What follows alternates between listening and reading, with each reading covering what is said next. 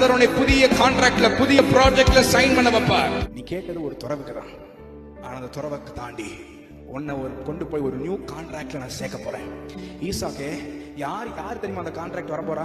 எந்த நபர்கள் உன் துறவை பறித்தார்களோ, யார் உன்னுடைய ஆசீர்வாதத்தை பறித்தார்களோ, யார் உனக்கு வந்து சேர வேண்டிய நன்மையை பறித்தார்களோ, அவங்களே வந்து உன்னோடு உடன்படிக்கை செய்ய.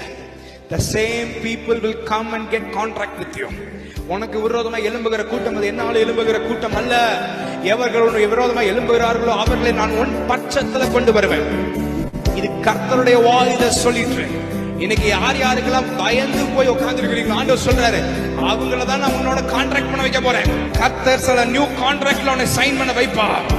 I prophesy for all the professionals watching here. I prophesy for all the business people watching here. கர்த்தர் உன்னை புதிய கான்ட்ராக்ட்ல புதிய ப்ராஜெக்ட்ல சைன் பண்ண வைப்பார். Get ready.